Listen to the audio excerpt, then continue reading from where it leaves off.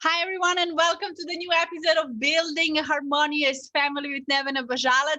And if you have teenagers, this is definitely an episode for you to listen because my guest is a teenage parenting coach who helps parents rebuild the relationship with their teenagers build harmony in their family and build that relationship on trust, having your teenagers to open up and communicate with you in the best manner possible. Her name is Angela Karanja, and she's coming from UK. Angela, I am really grateful to have you as my guest. Welcome to the show.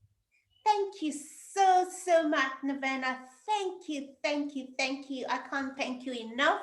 And also thank you to the listeners for having me today. And we're gonna have a great show because today, I promise, Navena, I'm gonna speak to you about the 5 habits of highly effective teenagers. So we will learn those, and then I will tell you how you can help them adopt those 5 habits of highly effective teenagers, because once they adopt those 5 habits of highly effective teenagers, you are laughing all the way to life. I am loving this. And I'm just gonna, I read somewhere saying that if you have teenagers in the house, make sure you have a dog or a puppy. So at least somebody's happy to see you when you come home. So let's just add some humor and some jokes into this episode. But Angela, I'm so happy to have you here. I'm so happy that you're going to share those five principles with us. But before we go to that, I would love to hear a little bit more about your story, about your background.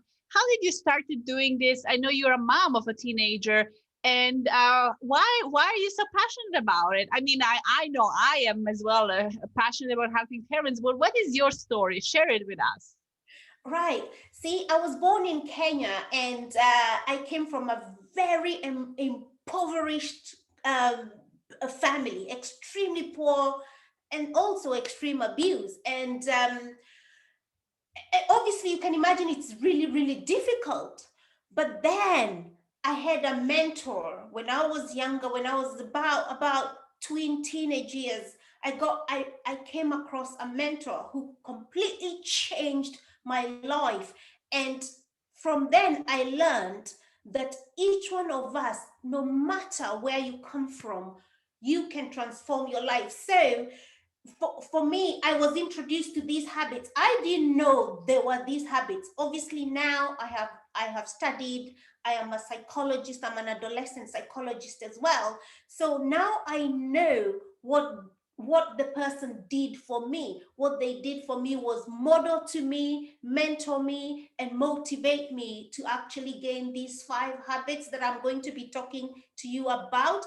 And these habits, I tell you what, it doesn't matter where you are, or where you are in life, your teenager, they help your young person become more than independent. Most parents want their kids to be independent, but what these habits help your teenager achieve is what we call interdependence. That is a level way higher than independence. So for me, from coming from such a family, maybe none of you is able to identify with this, because it's probably not as bad for you as it was for me. But the hope I give parents is, it doesn't matter how your child is traumatized, how they're thinking, whether they've been labeled. Sometimes we have kids who have been labeled as educationally challenged, or they have a sort of mind problems. It does not matter what the background of your kid or is. Your kid can overcome these challenges by learning to adopt these 5 habits. And the reason I talk about these 5 habits so vivaciously is because they are habits. That's what they are. No one is born with them. We acquire them, and that means any one of us can adopt these ones. Now, what obviously I was really inspired by that, by my mentor at that age. And then for me it became, this is what I want to do. When you feel you want to give back, when you appreciate what you has been given to you and you want to give back. That is where I started mentoring young people. That's when I started motivating, inspiring teenagers. And I've been doing it for a long, long time. I've been doing it for now over 20 years. I started empowering teenagers, and then a couple of years ago, I thought, what about if every parent knew these ideas and they would transfer them to their young people? We would have such a we would have such a harmonious world, right? Because I am only one, and I can go to a school, to a community, one day at a time. But imagine if you as a parent knows these ideas and then you're able to pass them on to your young person. How powerful is this? So I branched out to, I still go to schools, and I work with teenagers as well, but I also work with parents to show them these are the 5 habits, and this is how you can help your young person uh, adopt this. And I know you made that joke about teenagers buying a pet, because no one's when you come back home, they're not bothered with you. They don't care.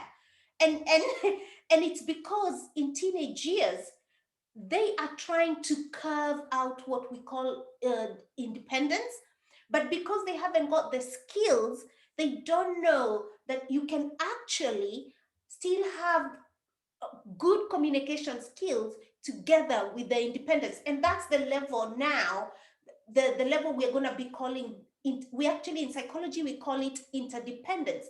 That is the level where your kid moves from just being independent, they reach independence, but then they move a bit higher to a point where they have, they possess this, they are respectful of who they are and everyone around them. They are responsible. We have kids who are resilient, and we have kids who are robust, and then we have kids who are radiant. I tell you this, when I see teenagers transform like that, there is nothing as, as empowering as knowing that you have a kid who's got those, those 5 habits, because they will excel no matter what. So that's my quick story. It wasn't so quick, but that's what happened. It's an amazing story. And I want to go back to 3 things you said. You had someone modeling you, mentoring you, and motivating you. So I want everyone to write down these 3 M's of what is your role in a way with teenager: model, motivate, and mentor. And then now you said three things how teenager can transform. They can be radiant, they can be... Right. Those are the 5 habits of highly effective teenagers, which is respectful. Okay. And then responsible. Okay. And then resilient. And then robust. And then we have radiant. And those are the ones we're going to be talking a little bit more about, right? Amazing. I want to dig deeper into these 5 R's, and I want everyone to really take notes and write down, because I know how powerful they are for each child, and especially teenagers who are now discovering who they are and want to go further with their lives. So Angie, let's jump in and let's start talking about why are those 5 R's important, those 5 habits, and how can parents build this? Right. So when you think about a kid who's respectful, I want you to think most parents of teenagers, including myself, we know just how disrespectful our teenagers can be, isn't it? They ignore you, they discard you, they don't even, they look at you like you're a piece of something, like you don't matter to them, right? Yet you're the one that's feeding them, you're the one that's doing everything for them. They think they are independent sometimes, but we are still looking after them, right? So how do you deal with something like that? It's very hurtful, isn't it? But what happens in teenage years is that their brain is crafting its own way. So what we want to show them is that you can respect yourself, right? At the same time, be able to respect another person. And now, this is what respect is. Respect, they need to understand respect is understanding your value. Who are you? Understanding your magnificence, understanding the potential and the powerful person that you are. You understand yourself as such a powerful person that you have deep respect for yourself. You know, you're in awe, right? And then this, when you are feeling like that about yourself, when you look at another person, you have absolute respect for them because you know, oh my goodness, this is another life. This is another majestic, magnificent life, just like me. That is what respect is. You know, sometimes people say respect is please and thank you. Yeah, that is good. Please and thank you is good.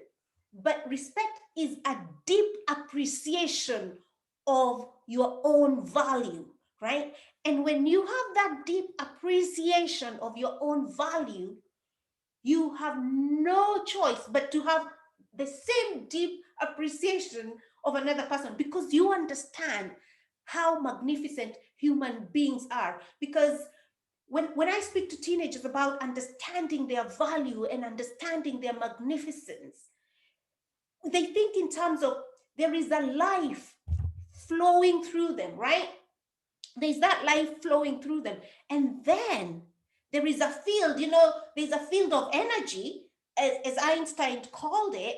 There's a field of energy. And that field of energy is comprised of your thoughts, feelings, and choices, right? When you understand, when you understand how that field is powerful, it's like a magnet, right? It's like a magnet in your life. And when you understand that, you begin to respect yourself in such a way. You actually have awe of who you are. And when you're in that state, you have no choice but to have awe of who the other people are. So that's respect. And this is what happens when the kid respects themselves, right? When they respect themselves, they respect the parent as well because they understand this person is just as valuable as me, right? This other person is just as valuable as me. They are a majestic, magnificent human being, just like me. That's what respect is. That's the first thing. And they need to understand. And I'm gonna show you how, like Nirvana, you said earlier, we're gonna be talking about the 3 M's of helping your teenager understand that, because it's good to know these five R's, but how do you help them become like that, right? Because we are at an age of information where it's not enough to just know, right? This is what I usually say to parents and even teenagers. Information without action has absolutely no transformation. If you want to transform your life, you must take action on the information that you have, right? So this is Absolutely agree. Yeah. yeah. So I can feel, I can see you agreeing, because it's quite a powerful thing. Most of us know things, but when we don't take action, nothing happens, right? Yeah. So that is respect. So it's understanding your value, your magnificence, and your majesty, the majestic person that you are, or you could even call yourself your own majesty, right? Yeah. So that's you. So that's the first R, respect. And now we have responsible, right? So what is being responsible? What would you say being responsible is, Nirvana? Taking the responsibility for your actions, taking the consequence for your actions. And I think that's very important to really build into children from the earliest age, especially in the teenagers, when they want to make their own decisions, to understand, okay, you can make this decision, but there are certain consequences that might happen. So if you take the decision, you will have to deal with the consequence. So I think that's in a way to build with it. Absolutely. You are so on point, and that is brilliant. So this other R is taking responsibility. Now, what is taking responsibility? We talked about taking responsibility of your own actions, of your own feelings, and of your own thoughts. Now, teenagers and kids who are highly effective they take ownership of that. They understand that a lot of things happen, like for example, at the moment we've all been hit by the pandemic, right? So there's all that happening, or you can't go to school, you can't meet your friends, and you can't. But how do you take responsibility of your own? What are you thinking about that? What conclusions do you make about that? What are your actions, right? So we are talking about young people who are capable of being responsible, so they know, like Nirvana, you said, I will do this, but I know this is the outcome and these are the consequences of this outcome, right? So we have young people who are aware that I am responsible for what I think. So when I'm thinking evil, right? It's me thinking evil, not anyone else or something making me think that, because you have a choice to either think positively or negatively, right? We all have a choice, right? And then we're thinking of young people who have their own feelings. So sometimes kids will tell you, oh, you made me feel sad, you know? So they're blaming. What Well, I think, about? yeah, I think, Angie, I think it's very important because a lot of parents also don't. I work on emotional intelligence for parents. So I think it's very important because parents also have to understand that, a lot of parents don't take responsibility, like you said, for their thoughts, their emotions, and their actions. We are often, as adults, also, we are raised, we don't understand our power, but you amazingly explain. So also a lot of parents, I think it's important to really educate the parents on this topic, that they're responsible for their feelings, their emotions, their actions, so they can also teach that to children, right? Because like you said, we have to model and mentor them. So we Yes. have to work on ourselves a lot. But I'm loving this. Yeah. Absolutely. And that's what and that's why we said there is obviously knowing these habits that will make your young person highly effective. But then there's also knowing that you have to model that. And what does that mean? You've got to adopt them. You have to make them yours so they can learn from you. And so also they can learn from observing you, but they can also learn from when you tell them, because people don't listen to people they don't trust. If you're not demonstrating what you're saying, the kids don't trust you, right? So that is the responsibility. So as you rightfully said, Nirvana, as parents, we have to adopt these 5 habits of highly effective people to be able to model and to be able to pass on. And that is where this model that you talk, the framework that I talked about, that I usually call it the 3M framework, and I can show you how it works so that you become an influencer, right? You become an influencer to your young person, because you can't teach them what you don't know, and you can't teach them what you are not, because they will not believe you, and people will not adopt. People will, especially our young people, they look and say, oh, you're shouting at me, but you're telling me to not shout. How does that work? In fact, they look at you and think, I mean, I know my daughter has said to me on several, Mom, you're the one that says you should not shout at your kid, but you're shouting at me. And I always say, oh my God, I am so sorry. You are so correct that we should not be shouting, and I'm sorry about it. So I'm not here to tell you that I am perfect. I know all these things, but I'm not perfect. I'm not a perfect parent. I've never been, and I don't know of anyone who is perfect. But the most important thing is to be aware. And then when you are caught on the wrong, apologize to your kid. Because when you apologize, You're showing them that people can get it wrong, but then we can also apologize. And that's how strong relationships Yeah. are built, And right? taking that responsibility for your actions when you apologize, you are showing also, okay, I did something wrong and I'm going to take the responsibility. I'm going to apologize. So you're role modeling them to do the same. And this is so powerful and so important. And I always like to say they don't listen, they observe us. So if you're Absolutely. telling them, oh, smoking is bad, but you're smoking, guess what? Mhm. There is 80% chance they're going to go and smoke because they're watching you do. They don't believe what you're saying. And like you said, you tell them don't shout, but you're the one going and shouting. They're going to be confused. Wait, you told me not to shout in the house, but you are the first one doing it. So there is something that in their mind doesn't click, and we are not always aware of it.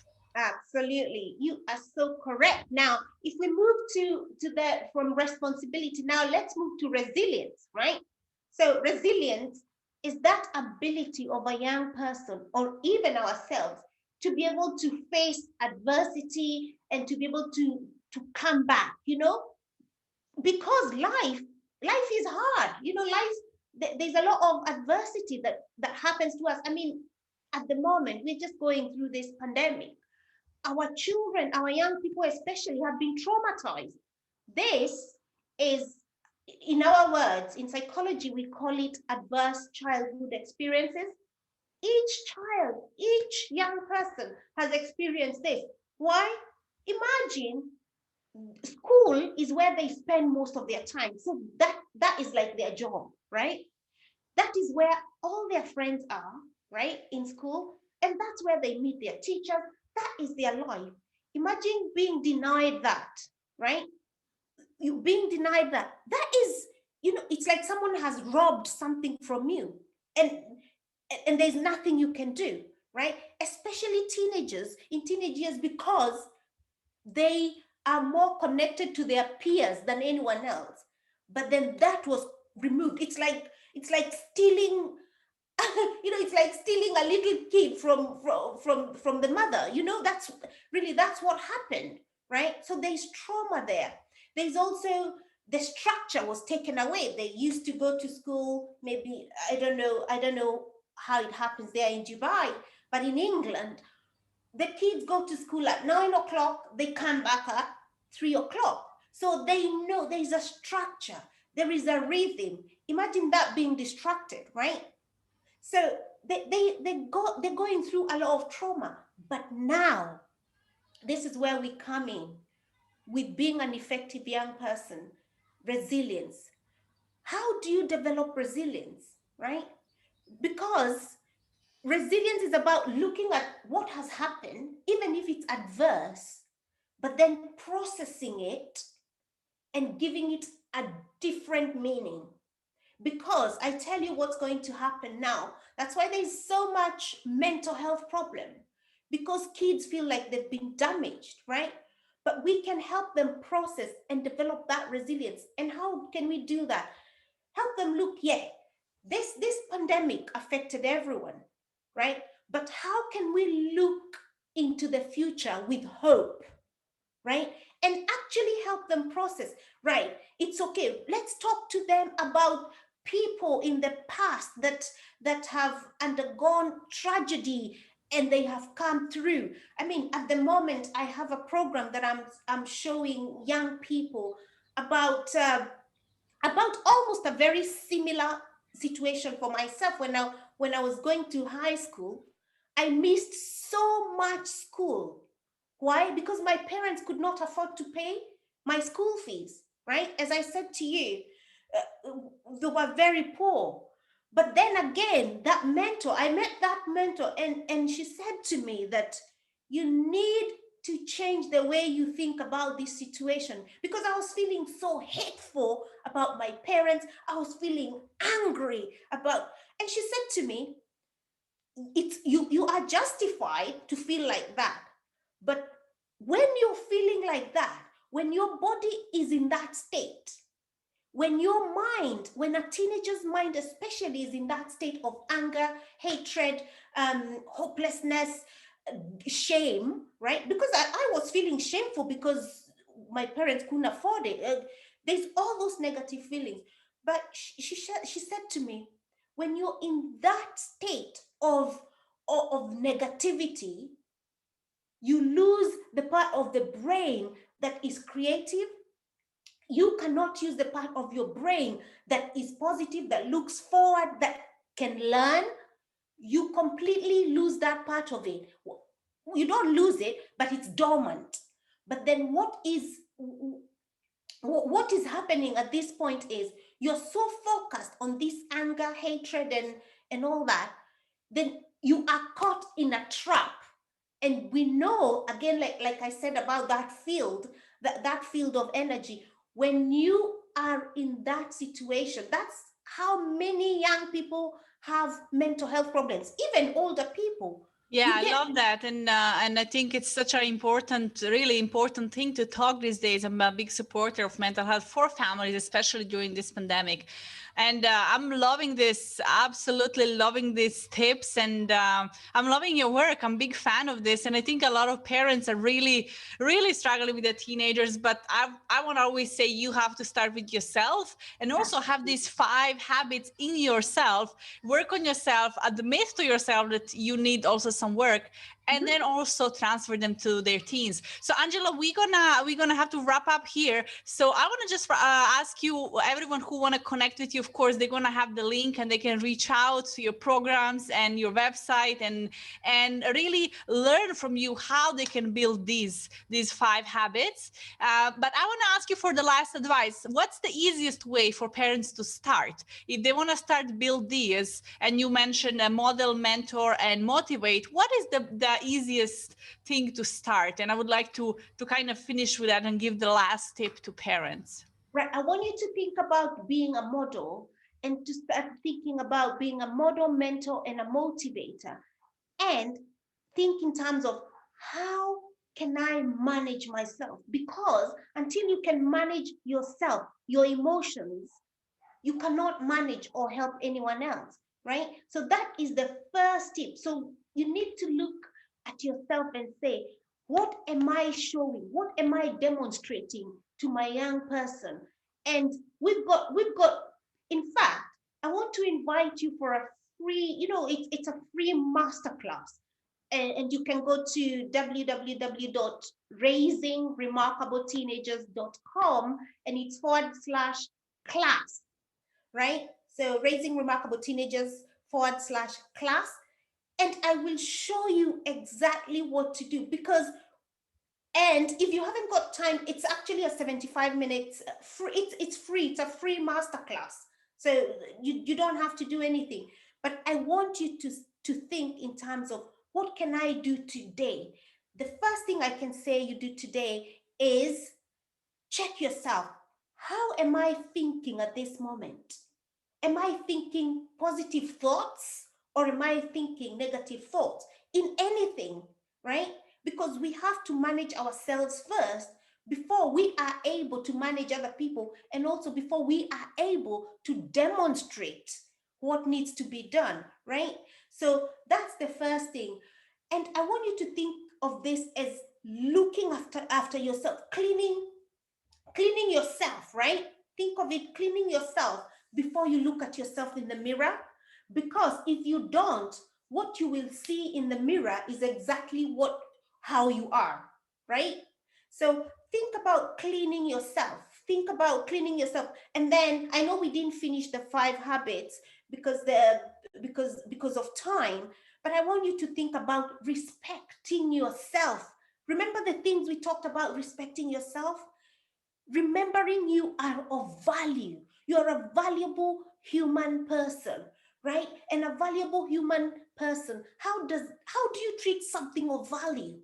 Start treating yourself as such. You are a magnificent and majestic person. Start treating yourself as that. So if you're the kind of person that says, oh, I'm stupid, or I don't know what, stop that kind of negative talk towards yourself, right? I'm So loving look, this. Yeah, yeah. yeah, so look after yourself first, and then later we are able then to demonstrate and to lead. Because remember, as a parent, you are a leader. So think of yourself. I am a leader. I am an influencer. How am I doing? Ask yourself. Amazing. And I'm loving this. So everybody who are listening, make sure to go to www.raisingremarkableteenagers.com. We're going to go and put a link there, and then you will find a masterclass that you can attend and learn about this in more detail. This was such a valuable lesson. Angie, I'm loving every minute of it, but we have to slowly wrap up. Unfortunately, we are running out of time. I want to thank everyone for listening. Make sure to download this episode, subscribe, go and follow and connect with Angie on social media, and leave us some comments. Invite friends to listen as well and share with them. Thank you once again, and I will see you in the next episode.